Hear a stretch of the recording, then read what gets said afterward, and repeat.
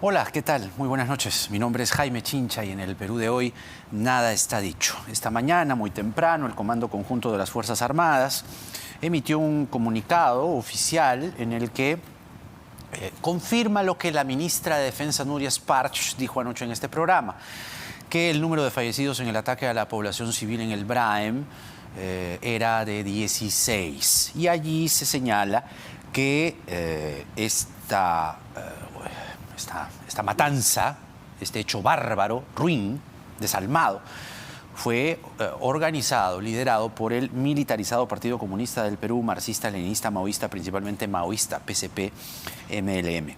Y que la Fiscalía Antiterrorista trasladó los cuerpos de las víctimas a la localidad de Pichari, dentro del distrito de la Convención, en la región Cusco, para realizar los procedimientos de acuerdo a ley. El portal Ojo Público, el portal periodístico de investigación periodística Ojo Público, publica hoy el testimonio de una sobreviviente de esta masacre que se encontraba en uno de los dos bares atacados junto a 3 amigos. Lo que dice ella es que los atacantes fueron 3 personas vestidas de civil que no pronunciaron advertencia alguna o discurso, solo dispararon a quemarropa. No hubo ningún cruce de palabras, o sea, llegaron y acabaron con 16 vidas, así nomás, desalmadamente.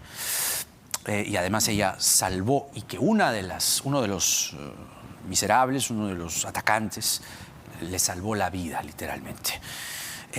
Hoy vamos a conversar precisamente con Óscar Castilla, director de Ojo Público.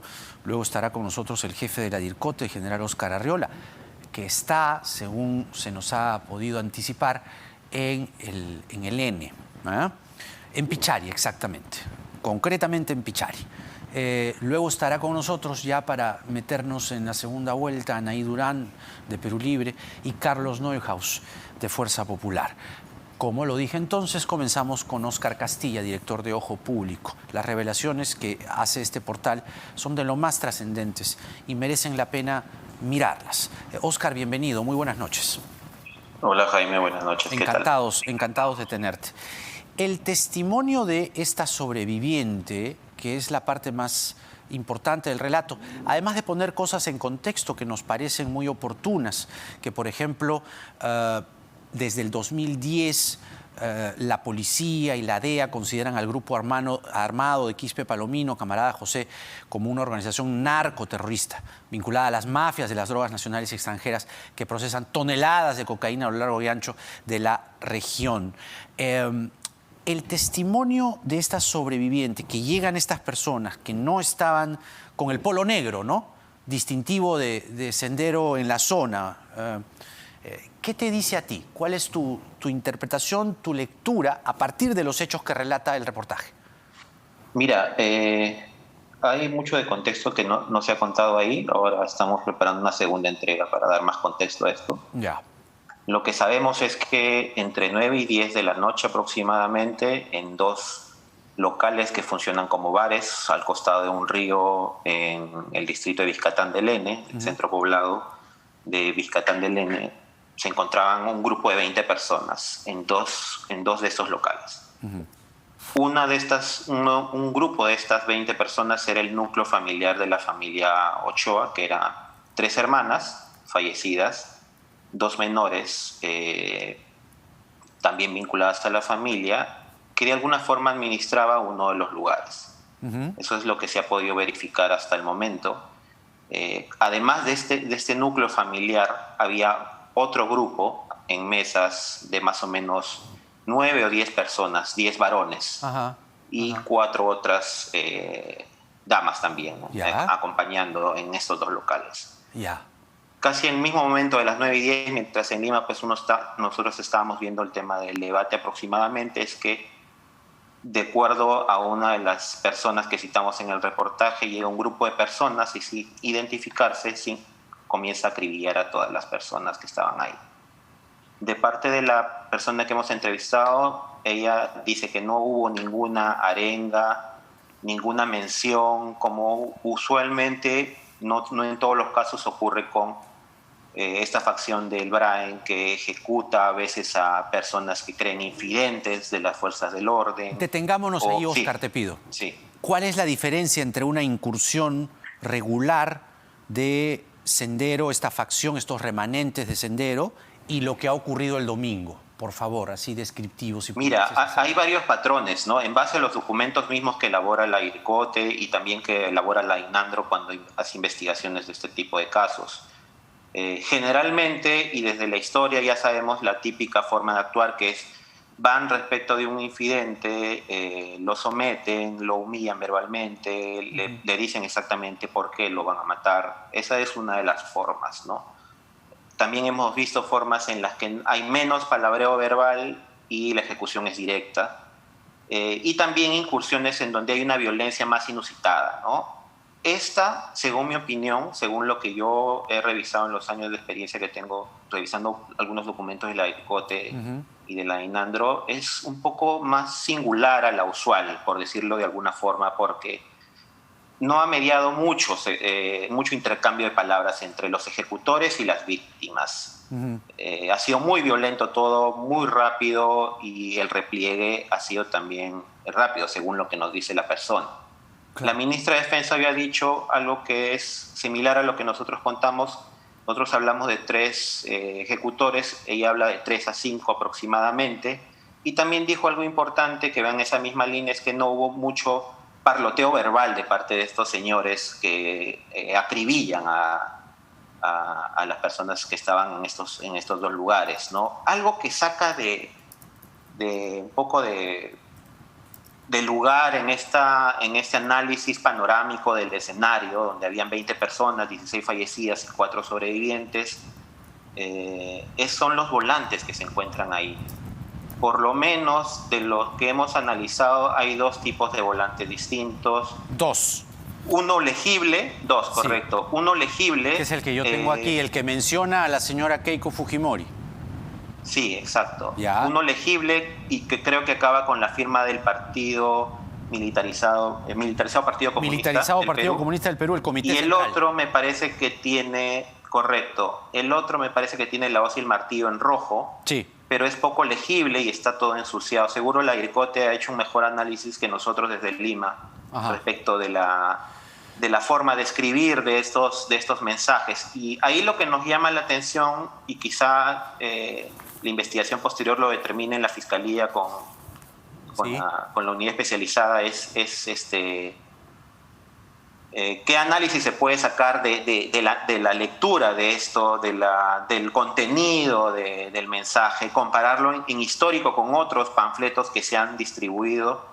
Entiendo, la IRCOTE tiene una colección muy grande de ese tipo de panfletos y hay una posibilidad de comparar, de analizar el lenguaje, la jerga que se utiliza, las atribuciones. Y una cosa que cambia mucho el sentido del mensaje del Comando Conjunto en sus 2 comunicados es que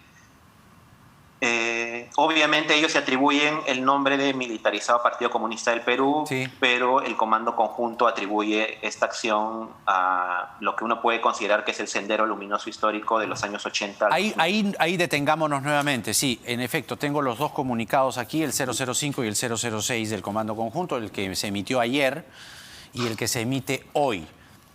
Ahora, la pregunta es, con lo que tú has recogido y nos estás adelantando una segunda entrega en las próximas horas, Víctor Quispe Palomino, alias José o Camarada José, ¿ha participado él directa o indirectamente en lo ocurrido el domingo, la matanza de civiles, de 16 civiles?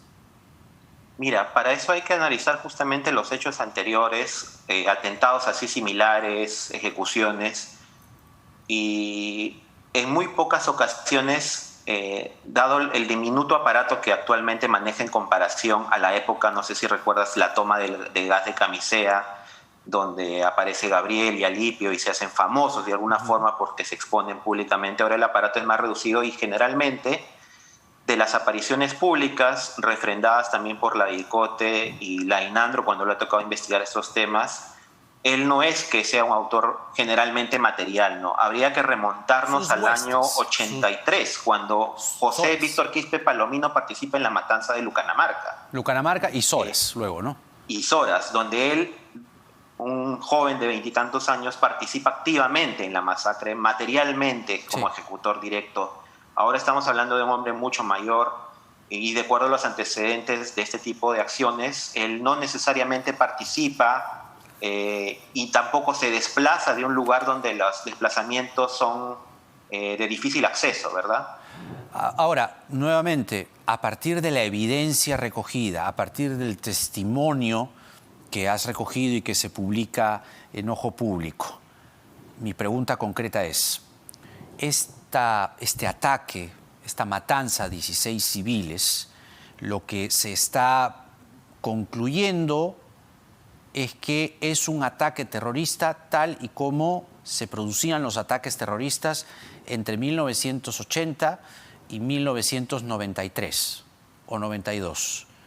¿Es para ti esta matanza de 16 civiles en el Braem como los ataques terroristas o similar a los ataques terroristas de esa época? Bueno, los ataques terroristas de manera en la que un grupo de ejecutores llega a un centro poblado, reúne a la población, los humilla verbalmente, los somete, que ocurrían en los años 80 y los 90, pueden tener una similitud en el trágico final de las víctimas, más no en el procedimiento regular de la ejecución.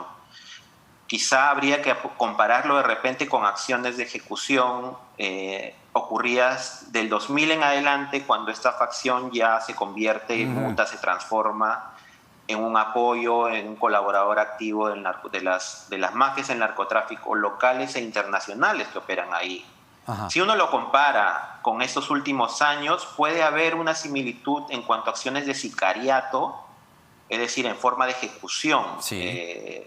Pero es muy difícil comparar esta matanza de Piscatán del Lene con las de Soras, de Lucanamarca, desapariciones de Feliciano en la zona del Valle del Lene también, Valle Esmeralda en los años 90.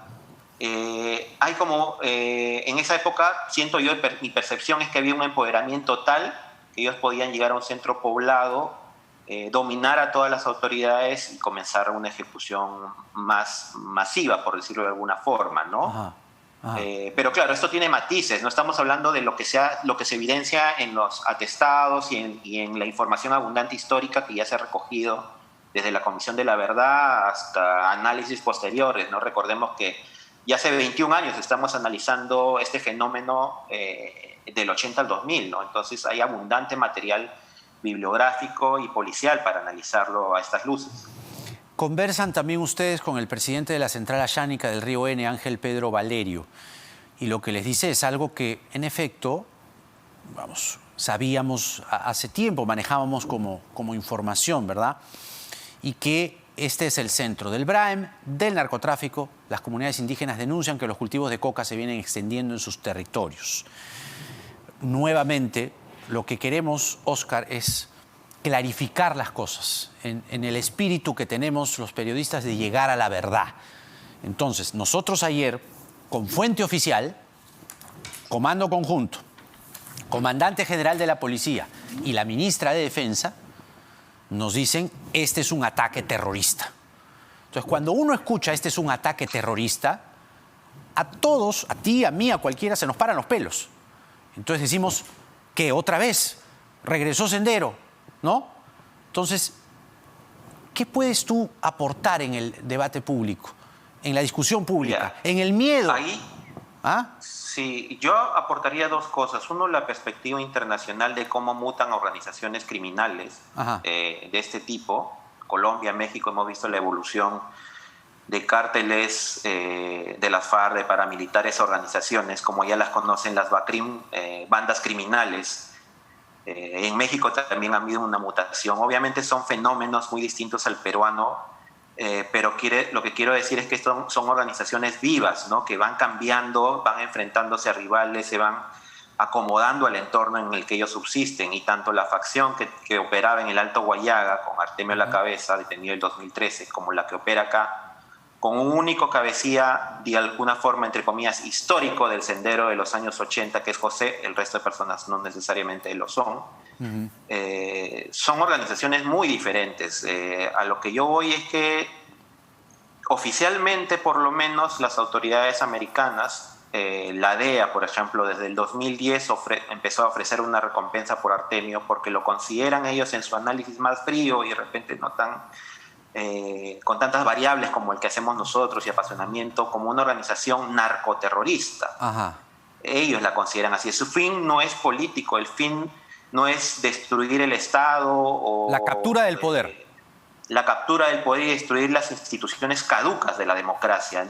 Eso quizá en el verbo lo pueden expresar José, el resto de su gente de ideología sabe muy poco. Mucha gente es iletrada, mucha gente que ahora hace ejecuciones en el BRAE, en la facción de ellos, en algún momento, como en el caso de Alipio, fue secuestrado también, ¿no? Por eso el famoso debate de Alipio, ¿qué hacía en el registro único de víctimas, ¿no? Claro. Y claro, obviamente en algún momento denunciaron su secuestro y se incorporó al partido militarizado de José y comenzó a convertirse en un verdugo terrible. ¿Tú crees que la fuente oficial o la autoridad, el Comando Conjunto, se han anticipado en transmitir esta idea de que esto es el sendero del pasado? Mira, yo escuché al general Cervantes, al director general, hablar brevemente, me parece en RPP también, sí. Hacía énfasis en un estudio técnico de la IRCOTE, ¿no? De la unidad especializada en terrorismo. Tengo de los mayores respetos por el general Arriola, es un oficial heredero de ese núcleo importante del GEIN, ¿no? Junto a otros oficiales, y que se han caracterizado por hacer estudios técnicos, ¿no? Estos son análisis que procede, pues, recolección de información en el campo, inteligencia también, quizá escuchas telefónicas de los mismos supuestamente perpetradores. Entonces, generalmente esto acaba muy atestado contra los que resultan responsables, con todo un desarrollo de ideas, ¿no? Mucho más elaborado que el que nosotros podamos colocar a nivel periodístico, y finalmente la idea es judicializar. Ese nivel técnico de la IRCOTE, sí, que yo rescato, con algunas excepciones obviamente históricas de hechos erróneos de parte de esta unidad, pero generalmente ese análisis me parece valioso. Entonces, que salga el Comando Conjunto, luego de que la Fiscalía ha anunciado que va a abrir una investigación y ellos ya han acabado supuestamente la investigación y han dicho que tal organización es la ejecutora, me parece que hay un poco desafía esta línea de trabajo investigativa, seria, de unidades policiales que han combatido el narcotráfico y el terrorismo en los últimos años, ¿no? El papel importante de la IRCOTE, el papel importante de la INANDRO, de la DIVIA, que en los últimos años también incorporándose a temas de terrorismo y narcotráfico. Entonces, ese anuncio del Comando Conjunto, por lo menos a nosotros nos sorprende en esta línea de que hay que investigar claramente, sin apasionamiento, sin instrumentalizar un hecho de sangre que generalmente estos han pasado anteriormente, y lo que pasa es que a los 2 o 3 días todos nos olvidamos de alguna forma de esos hechos y simplemente se olvidan, se quedan ahí en un viejo anaquel con las declaraciones de los muertos sin que se sepa más de los ejecutados. Muchas veces estas unidades especializadas como la IRCOTE y la INANDRO llegan a conclusiones y son valiosos porque lo que nos permite es llevar a juicio a estas personas, que no haya impunidad sobre ningún asesinato de estas dimensiones. Exactamente. Ahora, el juez Leonidas Casas Marmolejo, que viene haciendo un trabajo sacrificado, valiente, hay que decirlo, en un video publicado en las redes sociales dice que, o sugiere que él no ha señalado que sean terroristas, ¿no? Que la seguridad la da el Comité de Autodefensa y que esto, por lo menos repito, es lo que él sugiere, ¿no? Que esto no ha sido una incursión de sendero, ¿no? Que no pongan, él dice, palabras en su boca. Evidentemente tiene un temor, ¿no? Transmite además durante esa declaración que le debes haber visto un cierto temor, entendible, por cierto, ¿no? ¿Qué piensas de la participación de este juez? Mira, lo que pasa hay que verlo desde la perspectiva de ellos también, ¿no? Él es un juez de paz letrado de un centro poblado bien pequeño, y en esta zona del Bra, en estos centros poblados, la mayoría donde uno puede ver construcciones de 2 pisos, una plaza de armas, televisión satelital, una economía basada en el narcotráfico, básicamente, en el cultivo de la hoja de coca. Entonces, hay que verlo desde el punto de vista de él, de que quizá hay un temor a tener represalias, porque él se va a quedar ahí, y esa zona no solo está habitada por peruanos, hay venezolanos, hay brasileños, hay colombianos. No lo digo yo, ha habido capturas en los últimos años de gente de nacionalidad extranjera, gente que usualmente está armada, ¿no? Eso es una zona donde el Estado casi no existe. En esa zona justamente ahora había un policlínico, una especie de posta, Sí. Pero no había comisaría. Entonces, incluso para los más veteranos de las fuerzas del orden es muy difícil llegar ahí y salir bien librado. Entonces, creo que si él lo hizo en ese sentido, igual hay que tomar con pinzas la declaración de él, porque el miedo está de por medio, ¿no? Es un miedo real, ¿verdad? Es un miedo, Jaime, un miedo real, a diferencia del miedo que uno puede sentir de repente como persona que está acá en la capital, sometido de repente a una coyuntura informativa de una carga valorativa sobre el fenómeno del terrorismo, o del narcotráfico, o del crimen organizado en general. Entonces, creo que hay que aprender de repente a mirar también con los ojos de estas personas, ¿no?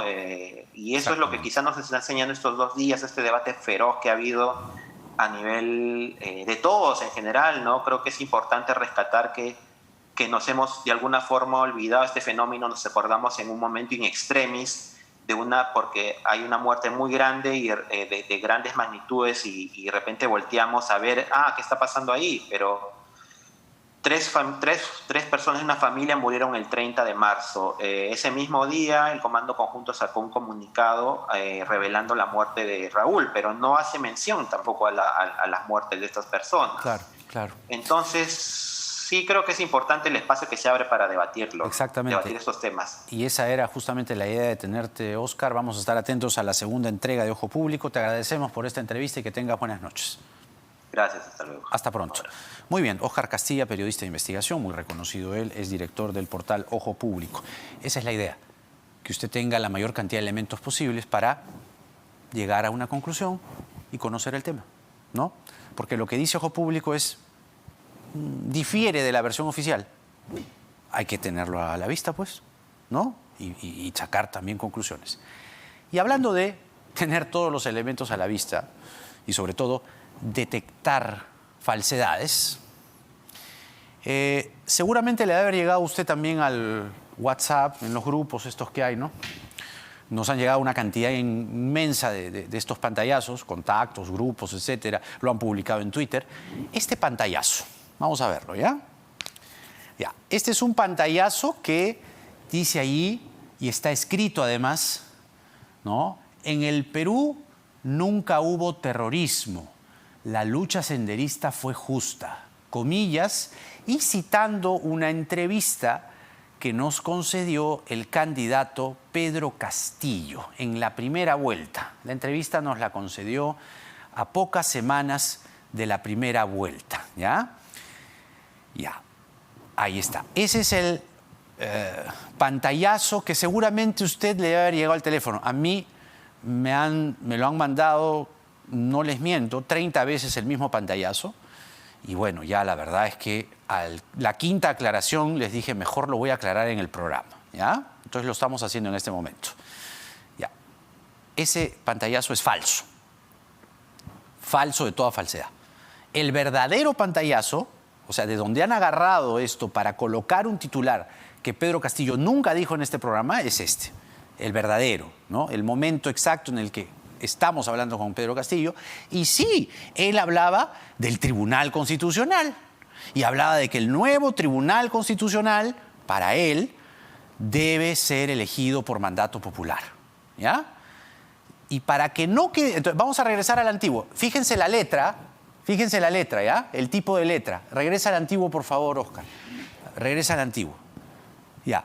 el tipo de letra, la font, ya, es otra. O sea, han metido ahí de contrabando unas letras que no son. La tipografía que se usa o se usaba en esa gráfica era otra.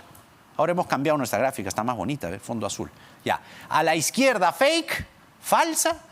A la derecha, la verdadera. Y para que no queden dudas, esto es un fact-checking, de nada está dicho. Acá el extracto de la declaración del momento en el que supuestamente Castillo dijo lo que no dijo. A ver. Hoy el Congreso ha aprobado normas por insistencia, pero a pesar de que lo aprueba por insistencia, le da al gobierno, le dice choca contra mi Constitución, contra la economía y por lo tanto pide una demanda de inconstitucionalidad. Por eso creemos importante manifestarles de que hay que decir que el nuevo Tribunal Constitucional debe ser elegido por mandato popular y cada uno de los magistrados no va a depender de una bancada que lleva intereses políticos, económicos de su entorno, sino que tienen que convertirse en los verdaderos tribunos del pueblo para defender no una constitución mafiosa, sino que defiendan a los derechos del pueblo. ¿Qué me dice usted de Vladimiro Cerrón, su principal aliado, que fue condenado a 4 años y 8 meses de prisión? Luego le cambiaron a 4 años de prisión suspendida. Él fue condenado por la justicia por el delito contra la administración pública en la modalidad de negociación incompatible en agravio del Estado peruano. Bueno, esa fue la entrevista a Pedro Castillo, candidato entonces en la primera vuelta, y que han usado ese momento de la entrevista para en la segunda vuelta querer, ¿no? Primero que evidentemente decir algo que Castillo no dijo en este programa y que yo sepa no lo ha dicho en público, ¿no? Que en el Perú nunca hubo terrorismo. Y si lo hubiéramos escuchado, por favor, o sea, saltábamos de la mesa, pues, ¿no? Saltábamos de la mesa. Así que no, primero, en lo que a nosotros respecta, primero, acá nunca lo dijo. Eso es falso. Y segundo, no traten de manchar las honras de este programa, por favor, que nos cuesta a diario, ¿no?, mantener el equilibrio informativo y entregarle a ustedes información corroborada y con rigor, ¿ya? Váyanse a hacer fake news a otra parte. Una pausa y regresamos con...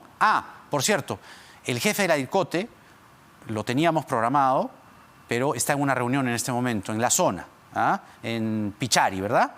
Entonces, apenas nos conteste, entramos con él al aire. Está en una reunión.